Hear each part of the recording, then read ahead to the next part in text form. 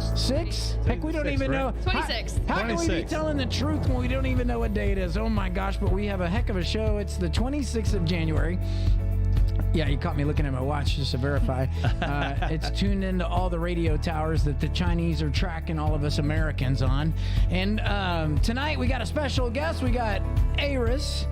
She is here to talk to us about the young Republican point of view, and Mark's going to lead us into the segment with some updates and an introduction. So welcome to the show. Hey, everybody. Hey, first of all, just to let everybody know, I know last week we talked about the Lincoln Day dinner coming up in April. There are some scheduling conflicts with that, with some of the speakers and things, so we're going to probably make an adjustment on that. So as of right now, it's still April 13th, but it's probably going to move. So don't make plans just yet. So let me make sure that we'll get that date out to everyone as soon as we have it, and we'll be working to put that out in our advertising and things like that. You'll see it online and such. So, all right. So we're gonna welcome Aeris into the studio today, and Aeris is a young Republican who's been working with us over the last year. She did some volunteering for the state party, and really worked hard around here to try to get the word out about our candidates and things. And it's been a pleasure. So you want to say a few words, Aeris, before we get started? I don't know. Just hi. Yeah, happy to be here. It's always a good way to start. So, I'll bring you in. So over the election last year, you got heavily involved with the local party in the county. In fact, the state scooped you up a little bit. They kind of stole you from us. I was a little upset about that, but I wasn't too upset because you were doing such great work. You get so passionate about getting out there. But tell us a little bit about what you learned about the election process and how you can be involved at your age, and how much work you did. Because I don't think a lot of people know how much work you did. I did a lot. I went after I got the internship with the Kentucky Republican Party. They were like, hey, we want you to go knock on doors in Hardin County basically every single day that you physically can, as long as you physically can. So pretty much every single Saturday, I would go down to Hardin County and I would just knock doors for hours. And I would be like, hi, my name is Aeris and I work for the Republican Party of Kentucky. Can I interest you in learning about the candidates? And had a whole little spiel that I would say. And I did that every day for I think it was 3 or 4 months. It was a lot. How many doors do you think you knocked on? I was going to ask how many miles you walked, but doors are miles away. Boots are made for walking. I have no idea, walk but it was a lot. for you. It was a lot of doors and a lot of miles. And my poor mother had to drive me because she didn't want me to go alone. And she'd be like, we're getting in the car and I'm going to drive you. And she hated backing into she was like, I don't want to back into these people's driveways. I don't want them to not like me. And I was like, what does that mean? And then I started driving, and now I realize how terrifying backing into anything is, and I feel bad for making her do that for 3 months. So it was a lot of work. What's the benefit of getting young teenagers like you involved in politics? Well, I think it's taught me a lot. I've been very politically minded for a long time, and I'm interested in going into politics and into law and stuff when I get older and when I go to college. And so getting to do this gave me a firsthand look on how hard candidates have to work to actually get elected. And everything that goes into that, and how many people they have to recruit essentially to come and knock on doors with them. Because if I was actually running and I only knocked on how many doors I did, I definitely wouldn't have got elected. Many hands make light work. It does. Very good. Well said. Yeah. So, and it's a big benefit to us and the party because not only do we have extra boots on the ground when the young people are coming out and going door to door for us, but it also helps us understand the next generation. It also allows us to teach. It allows us to, develop those critical thinking skills and things that we were talking about earlier before the show. We thought that, we don't think that the school system and just in general is doing a good job of teaching critical thinking. Now, I like Meade County's system. I think that we have a lot of good teachers, but I think the curriculum has been kind of watered down for so many years that it's not really teaching them to think for themselves. You were talking about, Steve, about the fact that about the ASVAB and things like that for the military is, the scores are down. So, well, not speaking officially on behalf of the military or the government, but I mean, there's a lot of kids that don't do very well on just taking the test to join the military. I'm not giving out any numbers or anything, but it's significantly low because you don't use a calculator on that test. Yeah. And so nobody learns the functions or the requirements to take that portion of the test. And so when they get there and they read this, I don't know what I'm supposed to do. But if you put it in a formula that they see on a piece of paper, they know how to punch that in the calculator and get the solution and then tell you the right answer. Yeah. Which cuts out a lot of steps in problem solving and critical thinking. Well, but this is aligned to some of the things you hear in the news right now. Is we talk about recruiting being down. You've heard that for months and months and months now, that how military recruitment is down. And you kind of wonder if some of that is not because of these same I things. can't say that you could just say this is a problem for recruitment and military. I get it that gets the headlines because that's a government entity and all that other stuff. But I'd say our workforce in general is down. I would say. And a lot of that has to do with bad politics. Yeah. And in the sense that we are funding people not to work. I think there's a large group in your generation, Aeris, that you see them on TikTok all the time, and they talk about, how I would, why should I go to work? Or even that if I did go to work, why would I join the military? I can go work at McDonald's and they're going to pay for my college. Or we're so dire in need of nurses and people in special skills that they're now paying for college. You don't have to be a nurse, but you can come here and we'll teach you the basics. We'll make you that LPN level of nurse, and then you can climb your way to the top while you get a free schedule to go to school right down the road. And we're partnered with them. We'll pay your bill as long as you maintain your grades and you show up for work and you do a great job. Bada bing, bada boom. And I never have to go serve to get that. That's a good point, because going to getting your college paid for was a big incentive for kids back when we were That's right. in high school. Be all that you can I heard be. it's coming back, right? It is. I know something about that, but I can't talk about it. I have to kill you. No, I'm just kidding. I kill you. I kill you, Dad. No, I'm just kidding. I know we have to. There's some topics we have to kind of like. You walk can't around. go there with me, Mark. You know I that, know. but it's all good. I know. So it's a. But the incentive. It seems like every time we had every incentive that they've ever come up with, ultimately, the government tries to make it a right for everyone to have it, and then it takes, it's not an incentive anymore because they're just getting it, or they're getting it from other places, or so. I'm getting it. I don't want to get off. I got my tax bill after looking at what I made last year, and I'm paying for all of these programs. You know what I mean? Yeah, I mean. Yeah, I'm sure. I haven't looked at our total for this year, but I'm pretty sure it's going to be more than last year. So where's that money going? I mean, evidently on some tanks to Ukraine, but I guess. I mean, I could digress down this road for lots of reasons, but this comes to why we need a solid. But best move I saw. So you're talking about. I don't want to get off topic, but we're talking about critical thinking from teenagers.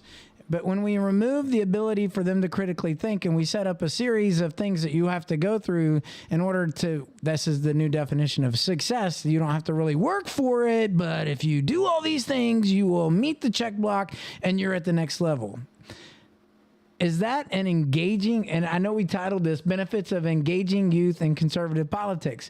Are we talking about engaged youth, or are we talking about talking to youth? Because it seems like a quid pro quo. I mean, when I came up with the topic for today, when I was working through it, the whole point, the point was to say, hey, we want to engage the youth, and at the same time get them engaged in politics so that they understand, so they can start exploring what are my principles and how do those align to politics. And I think that's one of the things that we that's missing. A lot of kids are seeing they're seeing things on TV and stuff, and it's like they see the sports they're sports stars and they're actors and actresses and things like that they're saying, oh, you need it's wrong to think this way, or that you must think the way we think. And that's all they're hearing. They don't understand the whys. They don't understand the depth of what their real principles are. They're looking at, oh, this particular act is wrong, so that means you should vote this way. But why do you feel this way? What do you feel about this? Why are conservatives pro-life for the most part, right? It's not because you're speaking to our generation, though. I'm talking to all generations. Yeah, I got you, but our most of our generation talking to our the younger generation. But when Aeris comes on the mic, I mean, is it the same? That's a great question. I mean, when you talk to your friends about the same subject, Mark and I are set in our I ways. throw a lot of big words at my poor friends, and half the time they just stare at me. They're like, I don't. Okay, so know when what you you're on. break out the crayons and the white paper and draw them a picture, where are they at?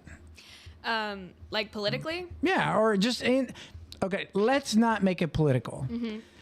Let's just talk about the idea that somebody came across the border illegally. Let's leave it apolitical. They come across the border illegally. They get $18,000 until they're and they get placed somewhere in the country, and until their court hearing. But we never see them again. Some states were doing that. Let's assume that we place these individuals that come here illegally, right? And they're given a check on behalf of the taxpayers to start their new life in America, even though we haven't vetted them or done anything to process them. They still have a court hearing to determine whether or not they're truly, finding relief from their oppression or whatever. We have programs like that. If we have all of these, and it's in the hundreds of thousands of people that are coming across our borders. I mean, just take 250,000 and add 18,000 to that, or $18,000 times 250,000. That's a lot of money. That's a lot of money. That is a lot of money. So, if you just had that conversation, where would it go with somebody your age? Most of my friends, most of my classmates would be very in favor of that, and they lean towards the arguments of like, well, these people are escaping these terrible situations. They have to come here. Those kind of arguments, and they hit the "you should feel bad for them" sort of key. Whenever I have those conversations, and then I just sort of have to I don't want to be the person that is like, but also our money. And they're like, why are you so selfish? And those kind of things. And so that's where they all stand. You work at McDonald's, you make, this is your first job, you're in high school, you make $100, just assuming that you make $100 a week working at McDonald's. I'm sure it's higher than that because, whatever. But, thank you for working to help all of these refugees that are coming into our country, or these illegals. They're illegals. Refugees are a different subject. That's somebody we brought over here to help them. But they're illegals, and I need you to give up 50% of your paycheck to help cover the cost of that. Are you willing to work for McDonald's every week and not miss a day of work so that we can fund that program? I'm not. Okay, I know, but if you threw that question at them, what would they say? Their first impulse will be, take it from Elon Musk. That's always their answer. Take it from Bill Gates. Take it from Elon. And they'll just start listing off billionaires and be like, why not just take all their money? And I'm like... But they are giving their money. Yeah. They're giving their money in the same equal share that you would give it at McDonald's. Yeah. Based on your level of income. Maybe you're 13%. Maybe he's at 48% of his income goes. But it's the same problem statement. Okay, you're Elon Musk and you make $48 billion a year. Are you willing to give 50% of $48 billion a year to pay for these illegals who came here illegally, unlawfully, and do that? I got it. It's a debate. You start and you have a conversation. But these are real issues. Yeah. I don't care what side of the party lines you are, but I mean, behind the scenes, there's all those other statistics to go with this. A lot of them come over here, are humanly trafficked for work, But at least labor. opens the door for it, right? I mean, Absolutely. There's Drugs. a mix. It's a blend. There are people who are coming here escaping political, looking for political asylum, right? They're looking for. There are other people who are coming here that they're just looking for a better life. But There are people who are coming here that are carrying illegal drugs and weapons and things like that into the country. They're smuggling other people who we don't want here to get here. Those are all a mixture. It's not all of them. It's not it may not even be most of them. The problem is the reason the discussion should not be about should the border be secure and we try to get down to zero, right? We want it to get to zero because then we could have the discussion of, all right, should we let another 500,000 in? What's the number that we allow in? Then we can have that discussion. But until then, you can't say. But say if you until you stop the onslaught of people coming in, you can't start putting out and controlling, changing that number because, like right now they want to bring more people in. And we're going down this rabbit hole. Well, of no, it's not a immigration rabbit stuff, hole but- because it goes right back to where I was going to say. In your arguments with them, do you feel like the people you're talking to that are classmates, peer group, are critically thinking about all of the second, third, fourth order effects of what they're irrationally making a decision about? They're hearing something and they're repeating it instead of thinking about all of this stuff. That's what we are talking about. The critical thinking that is needed in society. Your thoughts? Yeah, for the most part, whenever I bring up an argument like that, or we'll talk about something biblically related, or anything that I argue with all of my lovely liberal friends about, they tend to just these same like 3 or 4 statistics or verses that they'll throw at me and be like, "This is why you're wrong," and then I have all these like millions. I'm like, "Well, think about it this way," and then they tend to just stick with those and be like, "But these, go with these. These are the right ones," and I'm like, "No," and then I'll point out what's the word? I want to say fallacies, but I don't think that's the word. Is that the word? No, so yeah. What's their wrong? argument, You're or picking it apart. Like, hey, you can't trust this one CNN statistic because CNN is a left-leaning thing. If you want to go off statistics, Challenge it. Let's look at all of them. Let's look at all these different statistics for all these different things. And like with gun violence, I always pull. But now you're But critically that's thinking. critically thinking. Yeah. Exactly. I mean, don't take. You're not saying that it's wrong. You have to at least do your due diligence to understand if it's Be informed. if it aligns. Yeah. So you have to dig. You have to when someone brings up something. We do this every day. Somebody asks you a question. It's like, well, I'm not sure. Let me go look at that and let me dig into it. Or if somebody makes a statement, it's like I'm not sure if that's way or not. But let me go look. Now, one or two things happen. Either I'll go find out they're right. And I can come back and say, man, I didn't see it. I didn't understand that before, but now I get it. Or I find out that they were misled or wrong about something, and I can now go and talk intelligently to them about that subject. Yeah. A lot of people, kids today, specifically kids today, the majority of them, obviously not all of them, want to have that quick. They want to have quick conversations. They want to just say something and let it be. It has to be truth. No, Anything beyond that is conflict, and they don't want conflict. exactly. And it's like it's if you want to think critically, you have to be willing to be wrong about something, and you have to be willing to have conflict, to be able to stand up against something was wrong. So you got very politically involved. What did that do for your critical thinking this last year, and in preparation for your junior and senior year? I'm not gonna lie to you. Middle school years, I've always said I was Republican since I was really, really little because mom and dad were like, never say you're a Democrat. That's against the law. And I was like, okay, mom. Right? She never said it like that. But you know what I mean. So I always said I was a Republican, but looking back, I leaned very, very far left in a lot of my beliefs. And then slowly but surely, as I have more conversations with more right-leaning people, I tend to shift farther and farther right. And then coming to the Republican Party meetings, which I don't even know how that happened. I just I'm sure Nancy invited me. Just started coming, and I was like, this is pretty cool. And then I just lean farther and farther right the longer that I stay here, because I'm realizing a lot of the things that I was told from that I was younger, that I believed when I was younger, all came from really weird, wonky sources that on their own may seem like they're good to go, but in reality, if you double check it with a couple other things, you're like, I don't think that was right. Yeah.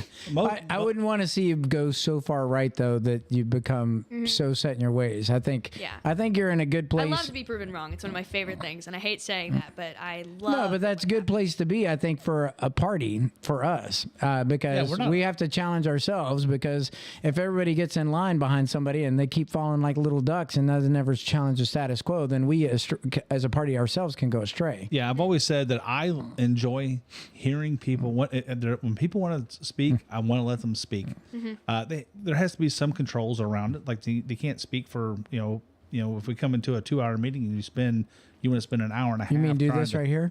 Yeah. I'm just kidding. Mute. Turn your mic on. Turn it on. Turn it off. I'm just kidding. Go ahead. So It's you know, I'm just kidding. no, I was watching that. So it is a so you know you have to be able to put some constraints around it, because otherwise, you know, only you'll have one person coming and talking all the time. But the other thing is that, you know, but we want to hear those people. We want to understand what they're feeling. And then we can have a discussion with them. We can talk to that. We can talk through what they're seeing, or what they're, and they may be actually educating us, or we may see where they're being misinformed by the national media. And you know, and when we say misinformed or misled, it's all forms of media do that, right? It's not just left leaning CNN. It's also right leaning Fox News. Yeah. You know, because they're taking. So somewhere in between is the truth. Right now, it seems though more, you know, the left is going so far left that so far left that you don't see, you know, the middle is closer, is actually ends up being closer. You know, it's a little skewed is what I'm trying to say. So we are, you know, we have a good, you know, we have an opportunity coming up this next year for to elect a governor this, you know, coming up this in the primary this year. So we're going to have, you know, we're going to hear from a lot of different Republicans. And the reason I'm making this point is that every one of them have a lot of good that comes with them, and every one of them has things that are like, maybe that's not quite. And we get to talk to them. We want them to come to Meade County as often as we can get them here, so we can hear what they're about, see, you know, and compare that to what we've seen them do, and then make a determination of which one's going to best represent the Republican Party. And when I say the Republican Party, that means Aeris, Mark, Steve. Each of us are going to go to a vote into the voting booth, and we're going to make a determination of what best represents us. That's right. In that, right? So when we say party, we are a party because we are only because we are more closely related in our beliefs and our principles. But that doesn't mean that we're exactly the line, right? We're not. If it was, it would just be all Steves or all Airises. So, and to this point, and just to move us into the next segment, but I love how Steve McCarty, I got his name wrong. Hold on. Just Kevin McCarthy. Thank you. Fired the two committees, right? And then he answered back to the reporter, right? I mean, that guy had his ducks in a row. He's like, no, you're not going to just throw out a statement, which is what you described with some of your friends. They just throw out this statement that they stick with. And then he comes back with fact after fact after fact. No, you don't know, because I've sat in these private briefings and there's no way that this information should have ever left these briefings or whatever. Right. And all of the leaks and all this other stuff. And he has that power. That is a powerful use of his position to say what it is and what it is, who it is and who it isn't that's going to be on a committee. And these individuals, for the longest time, it seems so baffling to me how we can see truth in the front of us, physically laid out in evidence. It's like the old Eddie Murphy Raw when he gets caught by his woman in his comedian act, and he says, that was you in the bed with the woman. And he says, wasn't me? I saw you. You was in the bed with the woman. You was cheating on me. Wasn't me. Wasn't me. And you could have visually seen the act happen, being cheated on, and somehow convincingly, nope, it wasn't him. And then, you know what I mean? But he has used his leverage. But people will probably, like you said, maybe your generation, I don't know, maybe you could be able to explain it to me, but people will say, oh, the Republicans are doing this and that. And they won't side with his factual comments back to that reporter the other day. They'll go back to one of these main talking points that they have because they're stuck on it. They won't do the research. They won't do the homework. They won't research the fact that, yes, there's a lot of truth to what he said. They want to fact check to the point where, if it goes beyond what I already believe, I can't believe anything else. Yeah, it's not a fact check. It's an alignment. I can't believe it. Yeah. It's an alignment. I like it. Yeah, you are out of alignment. Yes. Big O Tire has a deal on alignments. You need to You go must check. be re-educated. That's right. I don't know. Half the time, my friends don't even like everybody knows I'm Republican. It's a big joke in all my clubs and all my friend groups. Half the time they'll just throw something crazy at me, be like, Republicans do this. I'm like, no, that is 100%. Give us an example. It's always something along the lines of, we hate insert group or we hate insert thing. And I'm like, that's incorrect. Like, we hate Mexicans is what I hear a lot. I'm like, no, that's no. not. Absolutely. I was like, No. we have for several Latino culture that are a driving force in our Republican Party. Yeah. What we hate. And I'll say that to them, and then they'll give me one of those, well, they're race traitors or something like that. And I'm like, it doesn't make any sense. It's just it's a whole thing. Or like, we hate gay See, that's people is another one I ignorance. get a lot. That's ignorance. That comes back to the same conversation of critical thinking. It's like, okay, here's a great one. Had this conversation today. We want to now. I educated a soldier the other day. Did you know that by the end of 2023, all of the installations that are named after a Confederate general have to be renamed? Fort Bragg is going to become Fort Liberty. Liberty, yep. As an example, she's all the way. She's from the 82nd Airborne. You know, I ran into her in a hallway, and she says, "Are you serious?" And I said, "Yeah." I said, "You know, there was a country that tried to do this a long time ago. They were called Nazis. They tried to erase all the literature and anything about the history, right. and they wanted to change the culture and the behavior by erasing anything that had to do with anything but what we're talking about."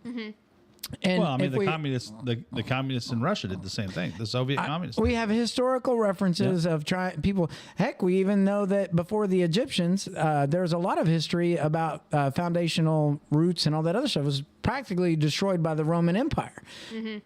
Long story short, we know that there's a lot of lost information by erasing history.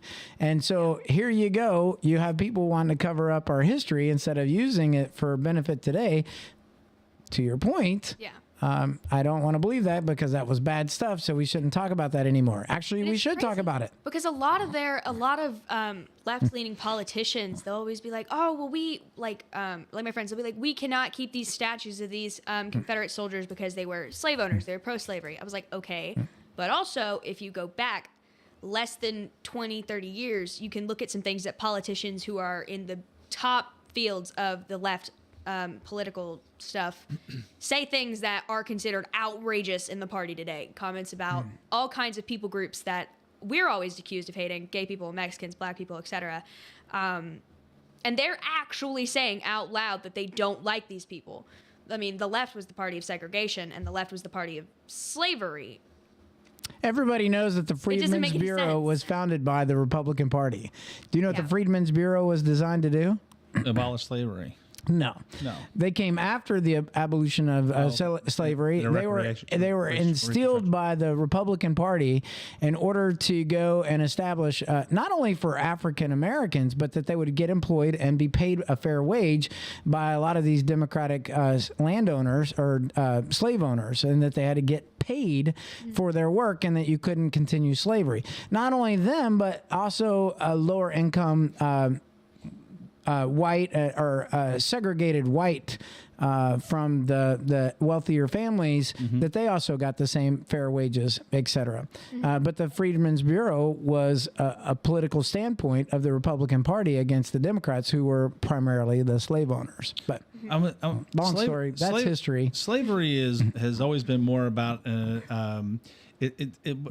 wasn't always black and white. Yeah. It was for thousands of years. White people enslaved white people, black people enslaved black people. It was about one group. Well, indentured servitude when we had the Irish and the English that came over on boats, and they were indentured. They had to pay off their debt before they could do anything. So they were sweatshop workers, and that's all in the Industrial Revolution. That's history. Let's talk about that. We talk a lot about that stuff. I'm in AP US, and I took AP Euro last year. We talked a lot about slavery in both of those classes. And I would always get one or two looks whenever they would mention that, like, slaves in Europe pre going to Africa were all white people, and they were like, "But that doesn't make it like." Welcome to learning knowledge. Welcome to being educated. Yeah. I mean, you know where, if I remember right, Serbia, not Serbia. Sorry, slave. The word slave actually comes from the Slavs, right? Because they were an enslaved people. Slavic. That's where those word the word slave came out of the fact that they were those Slavs were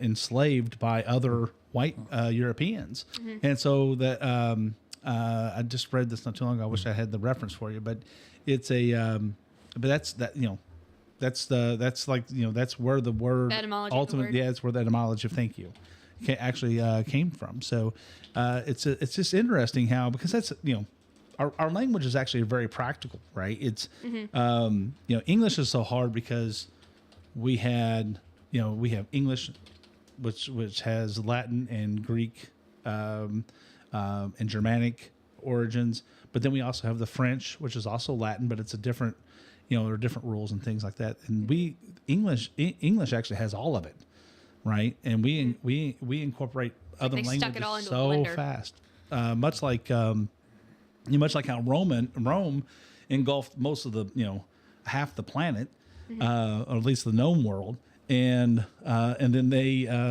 they would incorporate those people into Roman society, but let their leaders stay in charge. Yeah. And just pay tribute to Rome. That was one way that they helped control populations that they conquered. But so they would take all that on, but then the language of they didn't force everybody to speak Roman, or to speak Latin, because it was at the time. So anyway, it's just a matter of. Well, did you find it? I found what I was looking for, but Candace Owens speaks on this very frequently. A prominent African American female Republican.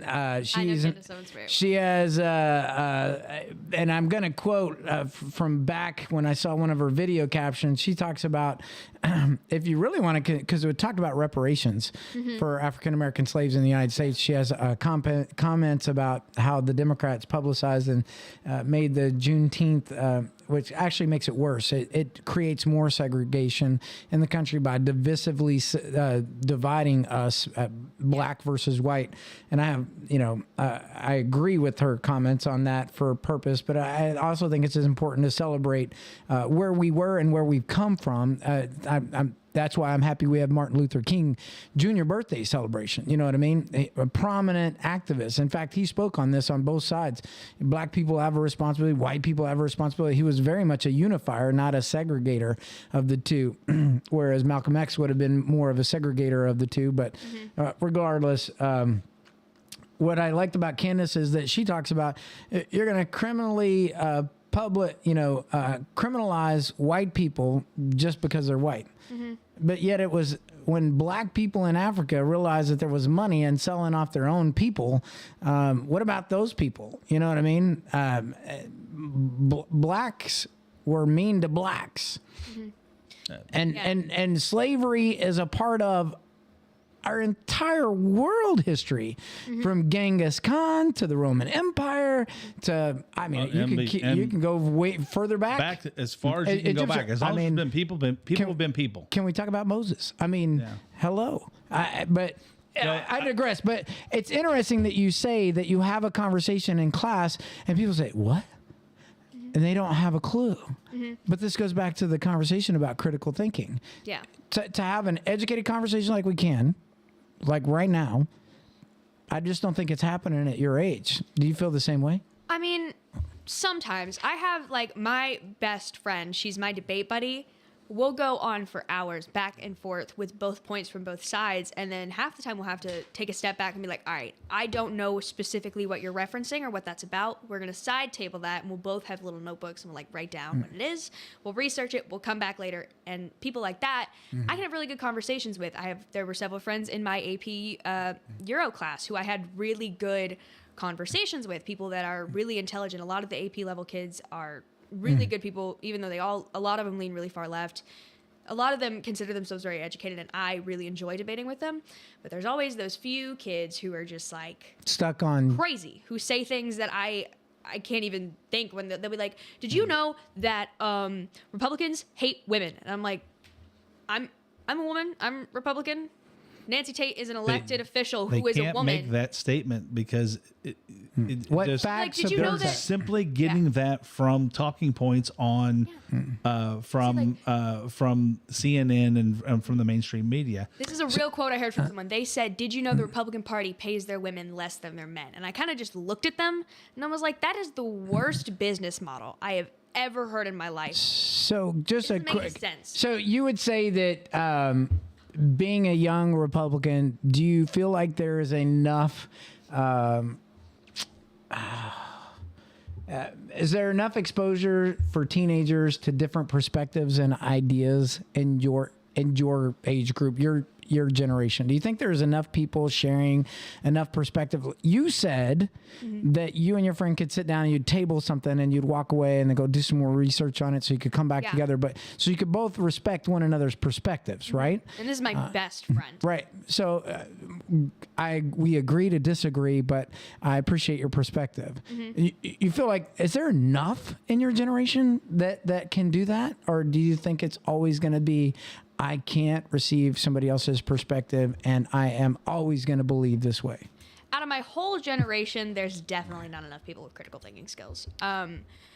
I know too many people who Well, not just critical thinking skills, but being specifically exposed to enough like content from different both sides. perspectives. Different perspectives. Yeah, I know too many people who don't really have the conscious level to like look at things from different perspectives, or take like being wrong. I'm proven wrong a lot about things. It's usually something in math class, and I'll be like, "Oh yeah, no, I'm totally wrong about that."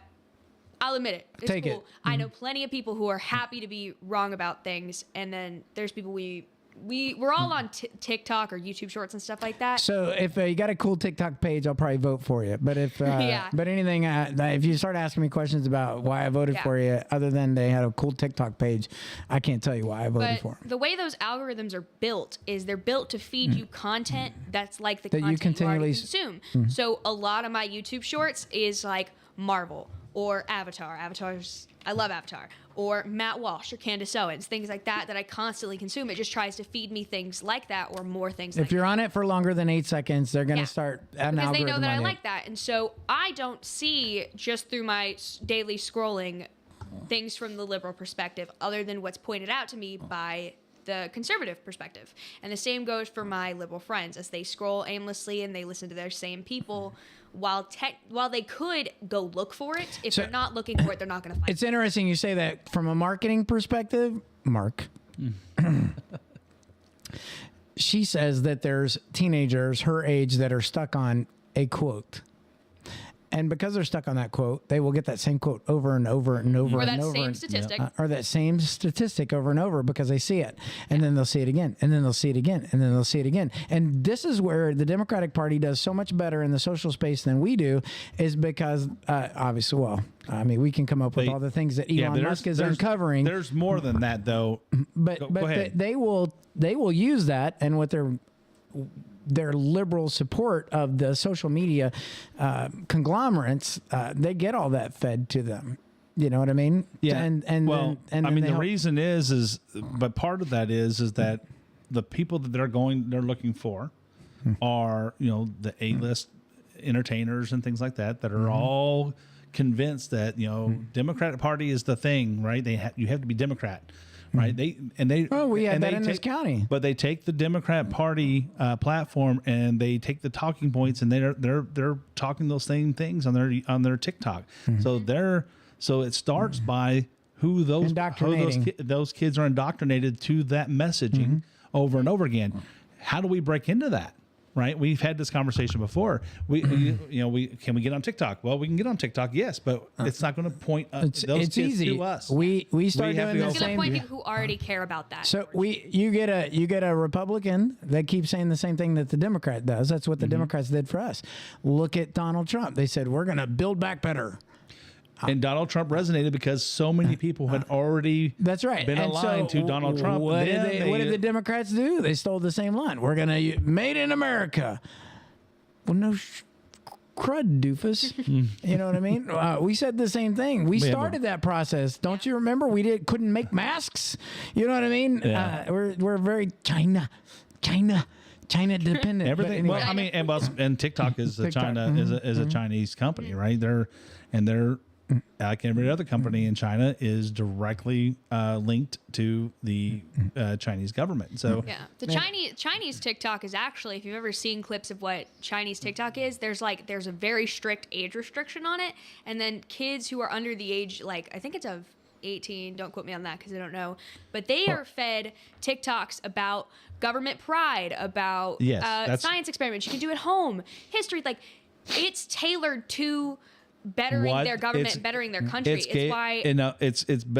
It's tailored to making them feel better about their government. Yeah, and just making distracting them more from what the rest of the world is doing, so that because they do not want their people exposed to the Western world. Yeah, but they also give them things like, again, science experiments they can do at home. The number one answer for kids when asked what they want to do when they grow up in China is astronaut, and in America, it's influencer. And the algorithm here, the algorithm for the rest of the world is distracting.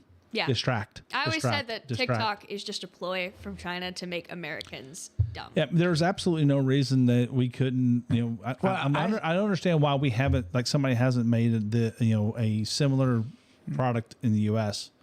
It just doesn't make any sense. Facebook did with Reels, and Snapchat does a good job with Reels. They don't do a good job, Reels. but they have it's all within similar, Facebook. Yeah. And so after TikTok launched, the idea of like 8-second shorts became, or after Vine failed, and then TikTok basically rebirthed Vine. Everything has shorts: Instagram, Snapchat, Facebook, YouTube. I am not allowed to have TikTok. My parents are like, "You're not touching it. China's going to listen to us." And I'm like, I'm not going to fight them on that. Well, I watch YouTube shorts. You talk about China. I said this the other day. I said, you want to go national, Troy? I told him, I said, he was doing the town hall in Mulder. We were there last week. And I told Troy, I said, you want to go national? I think because they were talking a lot about the zoning and stuff. And we talk about China in national news and how much the Chinese business of China own a lot of our farmlands in the United States. I think it would make a big headline if Troy put out a statute that said that you cannot buy any land in Meade County unless you are a United States citizen born of the United States and or with no affiliation to a foreign company. I would be interested to see that. I mean, I don't know how much of that would hold up, right? I would hope it would. I don't see any legal reason it wouldn't, but I'm not a lawyer. I'm sure somebody will find a reason, but it'll have to be argued. But I agree with you. I mean, we used to. I don't want to nationalize something, but I want to protect American assets, right? I want from foreign governments. Well, I mean, there's many cultures that said we'll breed you out, and there's many cultures that said we'd buy you out. And if you look at what we've done to the Chinese economy, we did the one video where we showed the economy, the dollars and the spend and all that stuff and their economy and their growth. We're indebted to China like up to our ears. Almost $31 trillion. Yeah. We can't fit that amount of money in this room or on this table. Well, I mean, our debt, our national debt drives new numbers. I know. Right? It's like we know the number, trillions there, but nobody's using that number until. Hey, United States of America, I will write a check on behalf of the United States of America right now, and I will send that to China for the amount of our debt. It's not going to. It's not going to pass. It's going to bounce. It's going to bounce. But that's what the whole. I will write the check because we seem to be writing them anyway. Well, yeah. I mean, that's that's a big argument right now in Washington. Is should we just let the debt? Should we just default on the debt and say, well, we're not going to pay you, right? That's how to start a war. Well, what'll happen? I don't know. What'll happen is it's debatable. Our credit rating will drop. The dollar will suffer against all the rest of the world's currencies. People won't want to lend to us. Other countries won't want to lend to us, and all of the money that the government spends today that's in deficit will go away.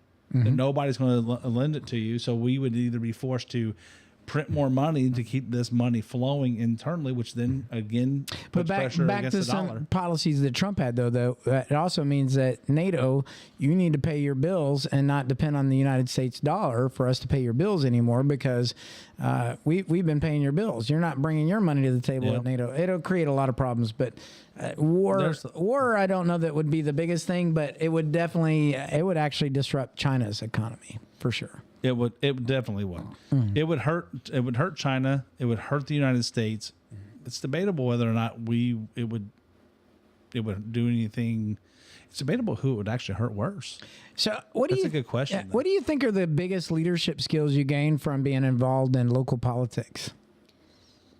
I think I've always really prided myself on my people skills, but I think having to actually go out and practice those all the time made me a little bit better at that, because I've got a real bad habit of just sort of like going on a tangent or like not talking loud enough or talking too loud, and I had to master that like that. Like I had to be fast and I had to be good, because if I'm yelling at you at your door, you're not going to vote for the guy that I'm talking to. And if I'm like, hi, my name is, you're not going to vote for the guy I'm telling you to vote for either. And so I think that was probably the biggest thing that I gained from this, was being able to master my people skills. That's what you'd get at the door. Oh, bless your heart. I heard a few of those. I heard a few Well, of those. bless your heart. Hey, you're going to get picked on. I'm not going to get picked on. You're rednecking. You're making fun of people. I'm just as redneck as anybody. I am too, but I got picked on. So I'm sorry. Hey, listen. So with that thought, though, I would say that mental agility is a rateable quality. So your ability to connect with folks is, in any leadership position, I think, is one of the things. We rate soldiers on their ability to have mental agility. It's a rateable quality for every leader, honestly. All the companies I've ever worked for, we do some sort of, it's part of it's part of the training, and it's also part of the assessment. We would evaluate our people on, when you think about it, that's what you're doing whenever you're evaluating an employee anyway. You're looking for that mental acuity, because which requires critical thinking. Which requires critical thinking. And it's like, if I wanted if there's a task that I can just have it done over and over and over again, it is cheaper for me to get a robot. I need somebody that will do the job, be working on the job, and at the same time thinking about, okay, what else am I seeing? What else is going on here? What? Wait a minute, that screw's out of place. I need to know, before it moves on to the next station, that, hey, something happened here. So now I can feed it back in the line. That's the business I'm in, is repair and manufacturing. So I get to see, that's the kind of critical thinking that we're looking for. Also, how do we make improvements to the processes, right? You got to think critically about, what if I do this differently? What if I do that differently? We do a lot to try to teach that in different classes and things like that. Do you think getting involved in society at this level changed you in any way? Like getting involved in politics. Just even community involvement, be it politics, or you do a lot of different volunteer services, different volunteer programs. How does that change a person? Because people can sit at home and do, whatever they want to and not do anything, but they'll complain when they don't like something, the road or this, that, and the other. But how does getting involved, even as a teenager in the community, change a person? Why is it so good, or why is it so bad?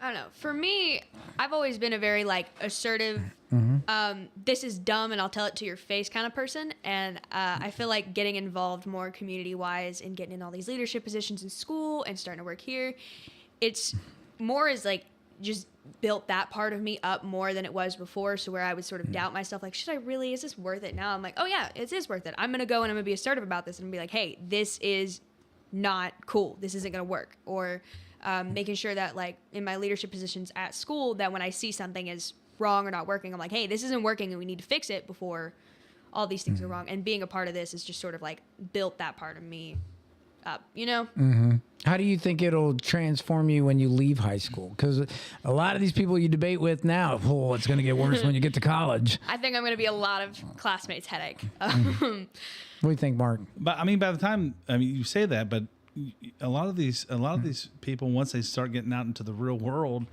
and so you have to almost get beyond college age. So you're say 25, 24, 25 years old. then they start realizing, oh man, they're pulling an awful lot of money out of my check.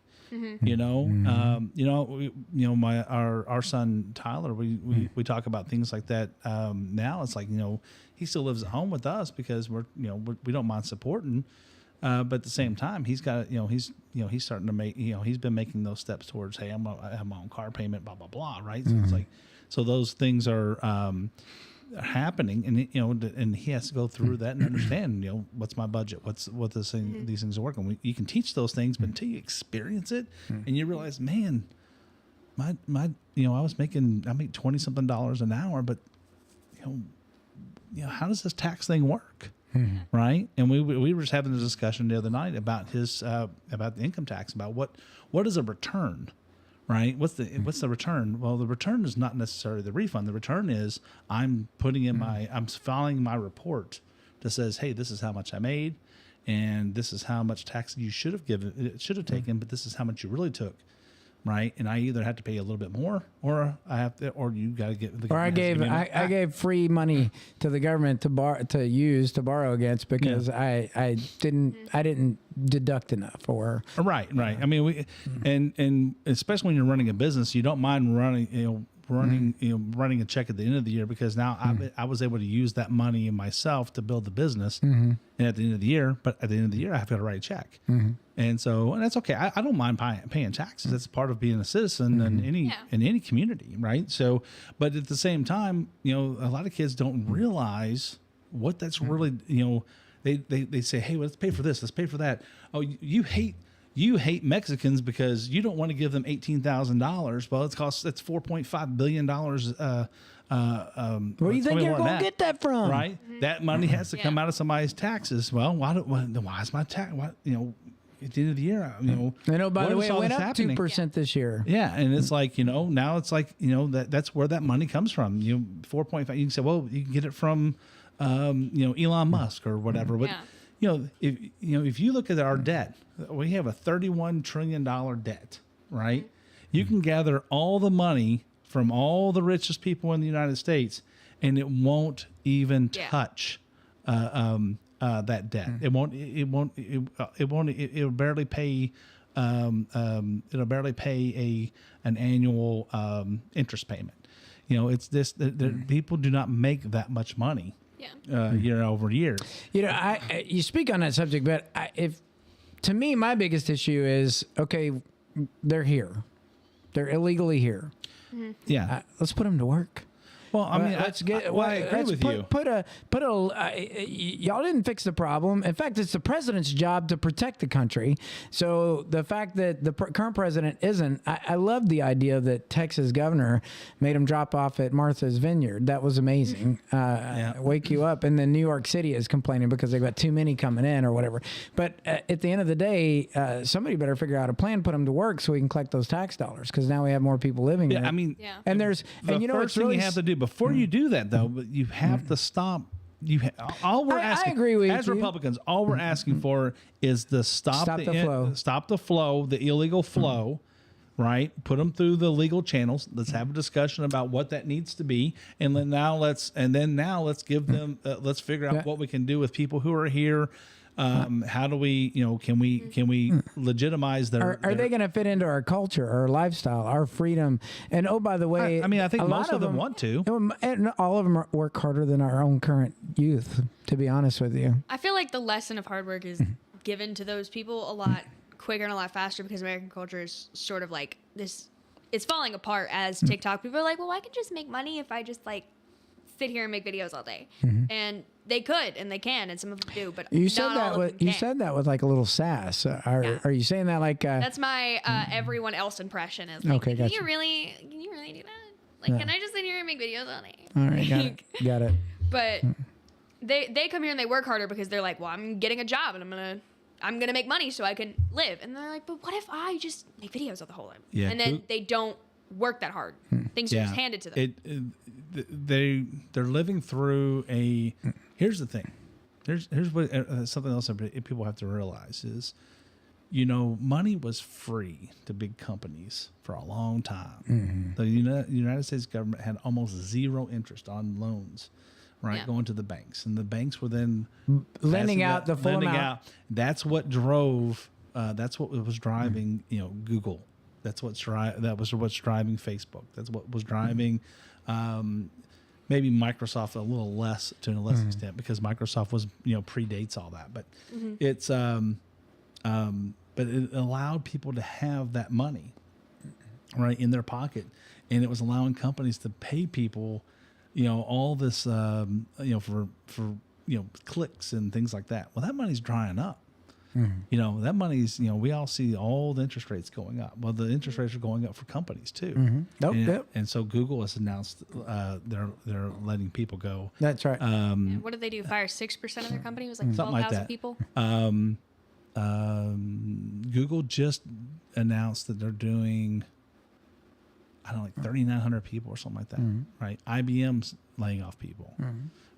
See, IBM, people think of IBM as, well, they make stuff. Well, IBM hasn't made stuff in a long time. I mean, They source. they source. They are actually, they're the first AI company, really, when you think about it, because they've been using their well, Did I IBM always- make the their calculators super and men on the mainframe. moon? I don't know.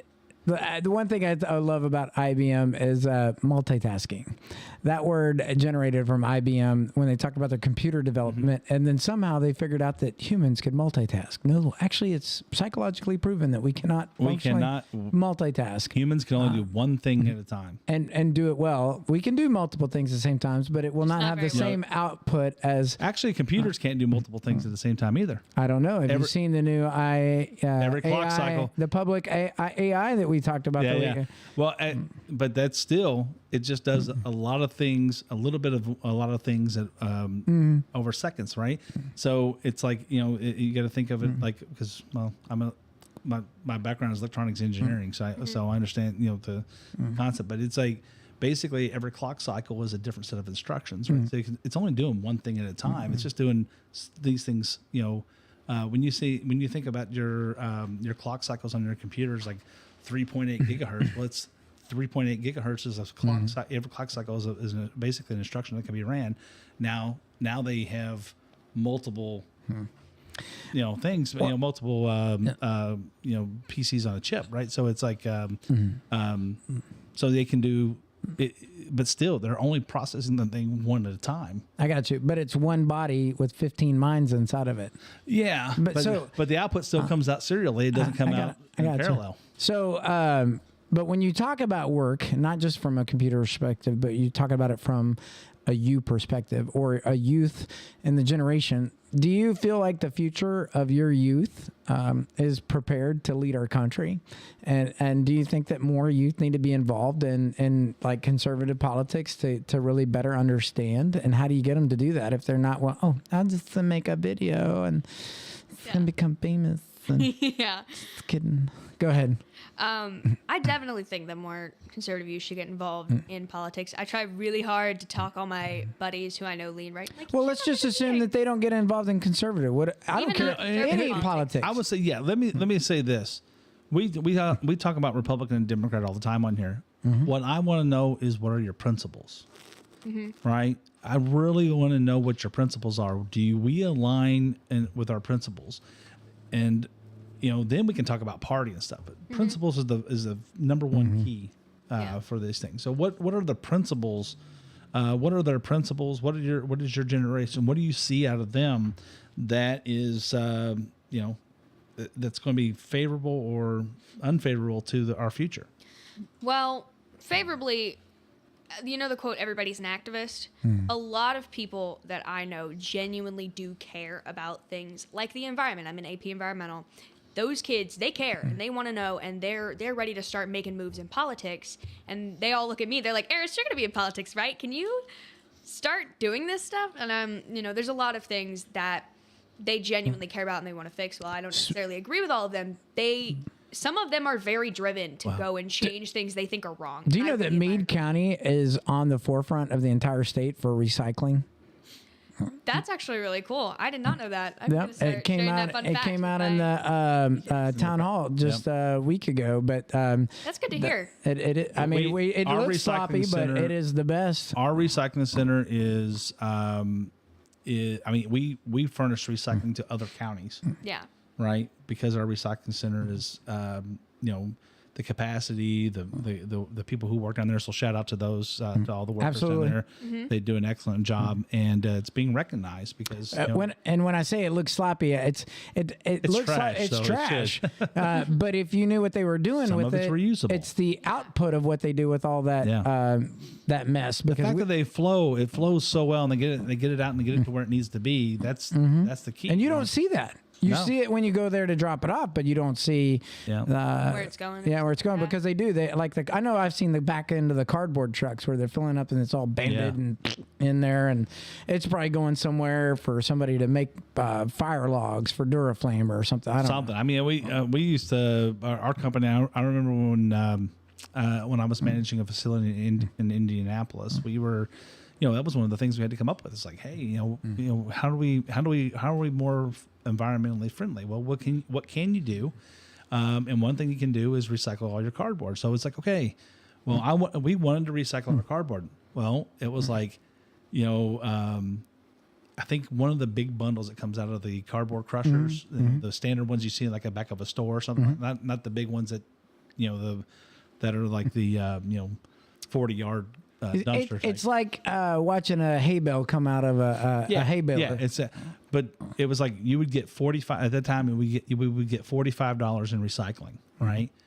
But the bands, the machine, all that were costing me 60, $50-$60. So we were not making any money off of that. We would still do it because it was environmentally, but it's a cost, and it's. But those costs are coming down now. They're finding more. Well, I don't know what they efficient are today because we don't. I haven't worked in a.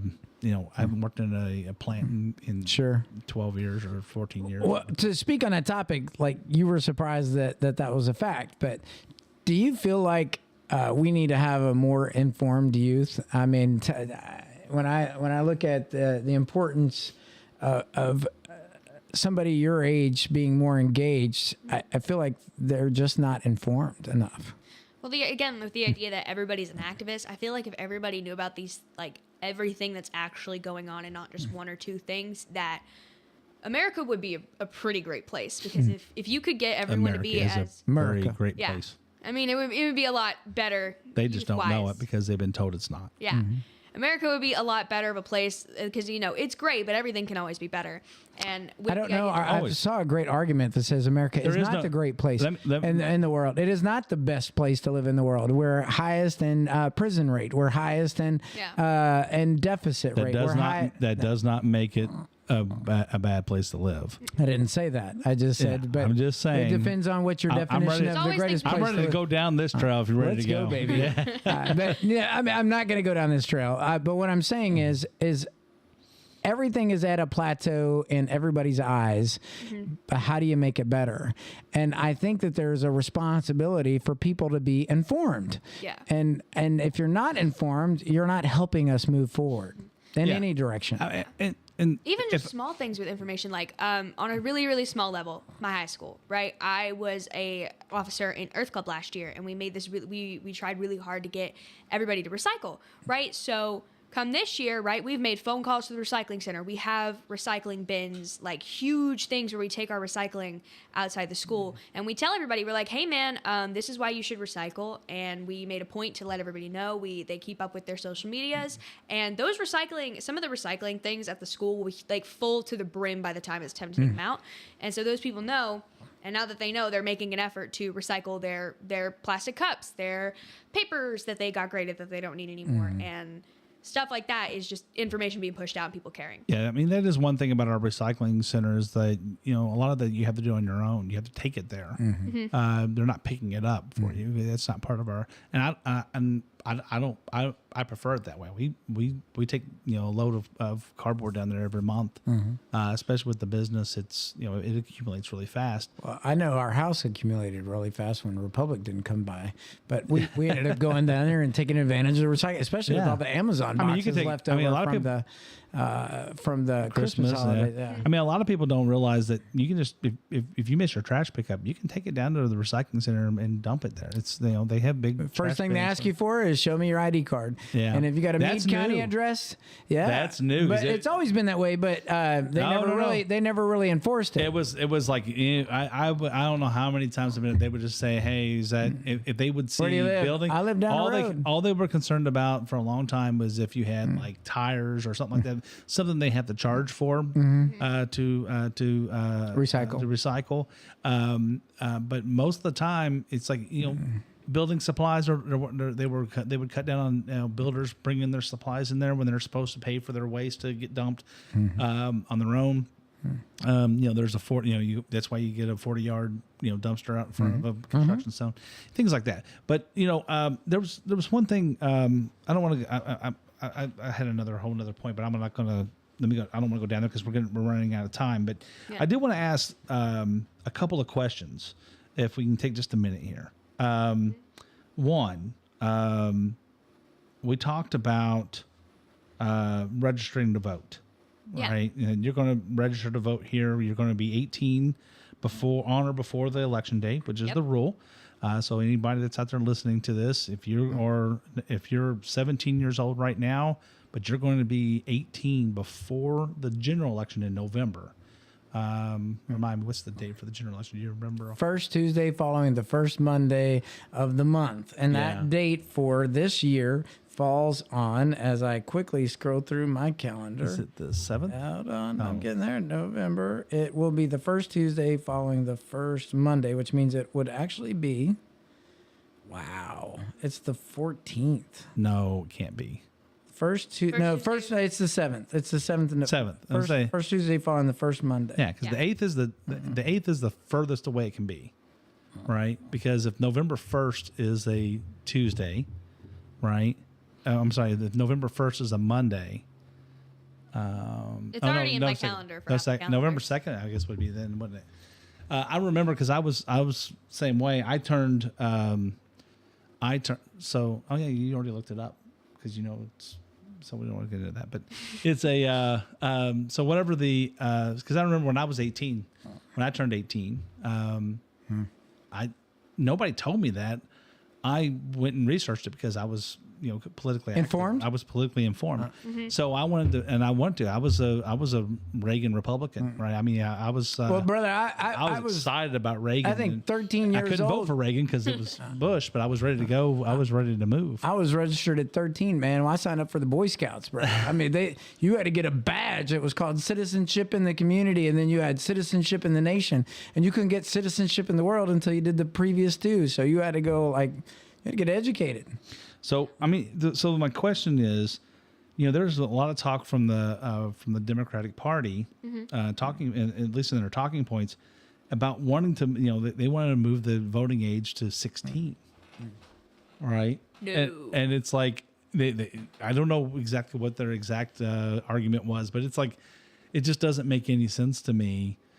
To move it to 16. 16-year-olds are barely making decisions about how to drive and things like that. I know some pretty dumb 16-year-olds. And that's the whole point. They're less informed at 16 now than ever before. So now they feel that they can influence them quickly. Yeah, which they can. And motivate them to go vote. And then that'll just be more. That'll be more votes. It'll skew the elections for the Democrats. So. So there's that. So speaking of voting, you do know that Kevin McCarthy just changed the rules on voting at the House. No, I didn't see that. What's up? Yeah. So the basically he's changing. He won his battle about letting members vote remotely. There will no longer be able to vote remotely. You That's have right. to. All the have to be COVID in- rules are off. No representative going. I mean, because a lot Yes. of our representation actually never even spent time at the Capitol in good debate.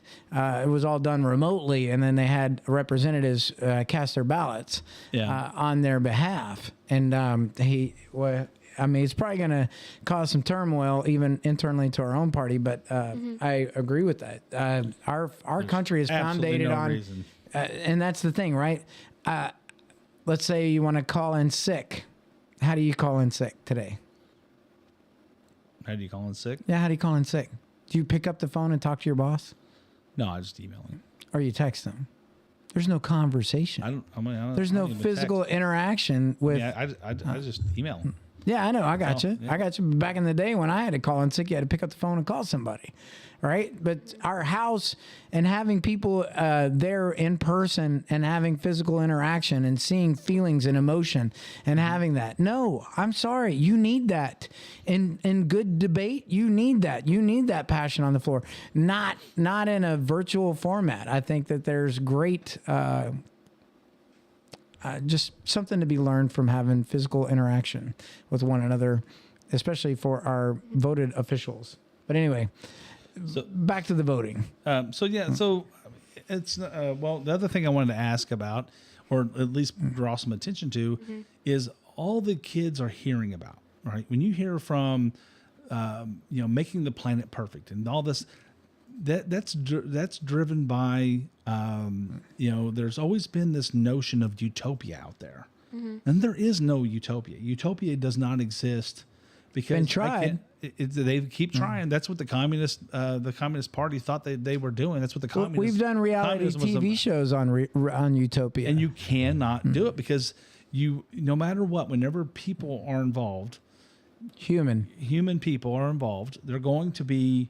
I'm going to have likes and dislikes. You're going to have likes and dislikes. Steve's going to have likes and dislikes. We're not ever going to come together. What's beautiful about the United States is we can all live here together. We're supposed to be free to do things as long as I am not directly imposing on your right to do something, right? My freedom, right, or my right stops at your freedom. Right, I should not be able to impose. We have stepped over that because in the name of making everything perfect, you can't do it. It's not possible. And so I think that's what kids are seeing. They're being sold utopia, but there's no, and then are getting angry when they can't, and it doesn't really happen. Yeah. We talk about the environment. Are Republicans against the making the environment better? No, absolutely not. We want to make the environment better, but just not at the cost of making poor people starve and poor people go be out in the cold. It's not going to affect the rich people, right? These policies are not going to affect the rich people. They're going to affect the poor people, right? They're the ones that's not going to be able to buy electricity. They're the ones that's not going to be able to put gas in their cars. Yeah. Or they're not going to be able to afford an electric vehicle, and now it's going to force them back into the 1800s where they're walking and riding horseback and whatever to get there. And they say, well, we'll put all this infrastructure in place for buses and things. Well, how are you going to do that in Brandenburg, Kentucky? How are you going to get out to to Battletown or Akron, or how are you going to get in between those places? They're not going to put a bus line out there. They're not going to put a train out there. That's the whole problem. So what we're for is finding solutions, making smart reductions for the good of all of us. We want to make good decisions, and we want to find solutions that help all of us. Without that are fiscally responsible too. Yeah. See, the Democratic Party wants to make everything expensive so they can say, well, socially acceptable. So they can say, well, it's like healthcare. Go back to healthcare, and I'm going to start going off on these tangents. So I'm sorry. And I got a tangent for you real fast. You ready to go? No. Comment. So I understand from a young lady named Rachel Andrews Says Hi, Mom. says you got your political start selling Girl Scout cookies. I did, in fact, get my political start here in Meade County by selling Girl Scout cookies illegally in Doe Valley. Illegally in Doe Valley. Yeah, we're technically not supposed to go to door to door. The Doe Valley police are going to arrest you. Oh, they don't arrest me for Girl Scout cookies. That's right. They only arrest me for canvassing. But Gotcha. you guys know Miss Debbie Thompson. I love her to death. I got maybe 40 feet from my house, right? I'm just going door to door. She's one of the houses that was closest by. So I was like, I'm going to go to this house first. She had this huge Trump 24 flag on the side of her house. And she happened to be in her garage. And so I walked up and I was like, hi there, I'm selling Girl Scout cookies. I turned on my Southern because it makes people less uncomfortable. And then I was like, I really like your bumper sticker, because she had this like really cute pro-life bumper sticker. And she went, a conservative. And it was the funniest thing I've ever seen. And my name in her phone to this day is Young Conservative Aeris, because she had to remember that I was the Republican under the age of 15 at the time. So do you think, just to kind of bring into what we've talked about all night, do you think there is a benefit of getting teenagers involved in conservative politics? Of course, there's always a benefit of getting And movements. Yeah, because the more involved, the more you're going to care, the more you realize how hard it is. You can't just, politicians should do this, politicians should do that, until you're there and you realize How do you feel about those people, though, that say that, but they don't get involved? It annoys me. It's one of my pet peeves. I can't stand it, because it takes a lot of work to get elected, first of all. And then when you're elected, it takes a lot of work to push for these things that people want anyway. And they don't even understand how hard it is to get elected in the first place. Well, how do you get more teenagers like you involved in this process?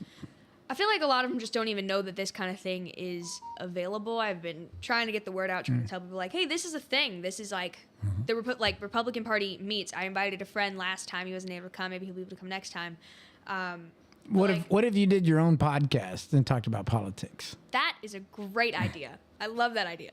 Well, how many people do you think that you could get on the show that actually have a open conservative discussion about some of the things we talked about tonight? I think I could get a few. I could also get a lot of people who disagree who'd be willing to have a conversation. Do you think you get some people that actually watch the show and then follow your debate, or what they might call banter? Yeah. People listen to me argue with people at school as it is anyway. So, I mean, they'll just get to watch it online now. So, yeah. Interesting. Love that idea. Interesting. Yep. Well, Mark?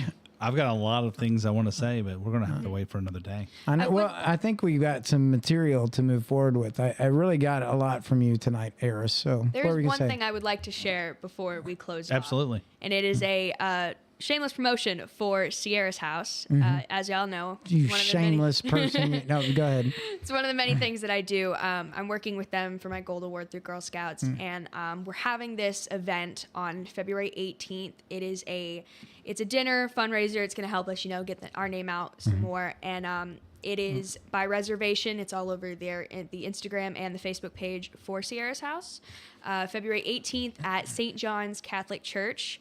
And reservations have to be done by February 11th, and it's pay by donation at the door. So you come and you pay as you see fit. The dinner's valued at about $12, so that's generally the minimum of what we're asking for. And Meade County Choir is going to come and show us a little bit what they're going to do with the musical. So Awesome. Highly recommend that everybody comes. I love. I've always been a big Meade County Choir supporter. My son went through choir, and it's a really great program here in Meade County. Heck of a show tonight, talking about engaging youth in conservative politics, or actually engaging youth in conservative politics. How do we get them engaged is the question. It is, and how do we find more engaging youth like you, Aeris, in politics? I think we might have to get your own podcast going real quick. Sounds like awesome. Super glad to have you on the show, Mark. You get the new date out when we get the new date for the Lincoln. As soon as I have it. But a reminder: our next Republican Party meeting will be the third Monday in February, and it'll be here at the train station. The train station. The train station. We'll take you to the train station. But we're not going to drop you off. We're going to pick you up. That's right. We're going to educate you. That's right. Hey, folks, thanks for joining us tonight. We're super glad to have had you right here on the Meade Truth. It's Good a way night. to start a conversation. It's not a way to finish one. Good night, everybody. See you next week.